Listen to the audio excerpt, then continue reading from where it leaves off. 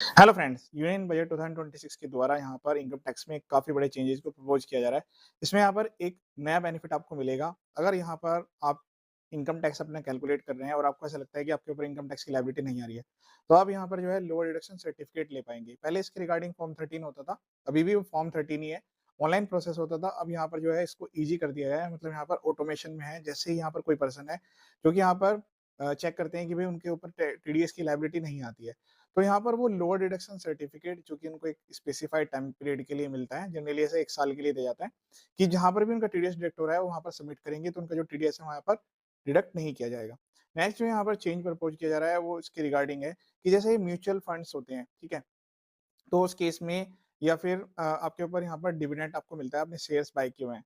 तो उस केस में यहाँ पर जो है जो कंपनी है उनके द्वारा डिविडेंड पर टीडीएस डिडक्ट कर लिया जाता है।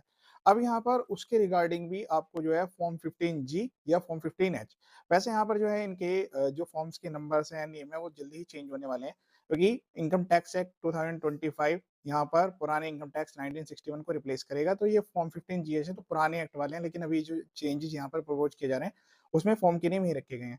जल्दी ये फॉर्म के नेम यहाँ पर चेंज हो जाएँगे। तो जो आपका ब्रोकर्स होंगे उनको आप यहाँ पर फॉर्म 15 जी और एच सबमिट करेंगे, 60 ईयर से बिलो फॉर्म 15 जी और उससे ऊपर एच। तो उससे क्या होगा कि अगर आपको यहाँ पर डिविडेंड मिल रहा है, तो उस केस में वो जो कंपनीज़ है, वो यहाँ पर फिर टीडीएस डिडक्ट नहीं करेंगी। टीडीएस के रिगार्डिंग नेक्स्ट जो चेंज यहाँ पर है, वो है कि एक एनआरआई पर्सन है, वो यहाँ पर अपनी प्रॉपर्टी को सेल करते हैं। तो जो बायर है उसको यहाँ पर टैन नंबर लेकर टीडीएस डिडक्ट करना होता था, फिर उसके बाद यहाँ पर उनको टीडीएस की रिटर्न्स फाइल करनी होती थी, फिर उसके बाद फॉर्म 16 जनरेट होता था। तो ये काफ़ी लेंथी प्रोसेस था और इसमें यहाँ पर टाइम भी ज़्यादा लगता था, कॉस्टिंग भी ज़्यादा आती थी। तो यहाँ पर अब उनको अलाउ किया जा रहा है कि जो ये पर्सन है, जो बायर हैं, अगर वो किसी एनआरआई पर्सन से भी प्रॉपर्टी बाय करते हैं, तो जो बायर है उनके पैन कार्ड के बेस पर ही ये टीडीएस डिडक्ट कर लिया जाए। जैसे कि यहाँ पर एक रेजिडेंट पर्सन जो कि सेलर से जब कोई पर्सन प्रॉपर्टी खरीदता है तो उस केस में 50 लाख से ज़्यादा की वैल्यू पर 1% का टीडीएस कटता है। तो यहाँ पर लिमिट तो नहीं रहेगी, लेकिन हाँ, जो ये यहाँ पर टीडीएस है वो यहाँ पर बायर के पैन कार्ड पर ही डिडक्ट किया जा सकेगा और इसमें जो रेट है वो यहाँ पर पुराने वाले ही रहने वाला है।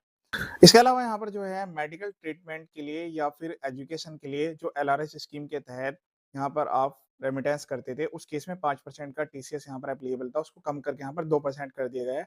और सेम इसी तरीके से यहाँ पर जो है टूर ट्रैवल पैकेज के लिए अगर आप फॉरेन टूर ट्रैवल पैकेज लेते हैं, उसमें जो टीसीएस की एप्लीकेबिलिटी थी वो 5% की आती थी, अब यहाँ पर उसको भी कम करके 2% कर दिया गया है। टीसीएस के रेट्स में भी काफ़ी ज़्यादा रिलैक्सेशन प्रोवाइड किया गया है।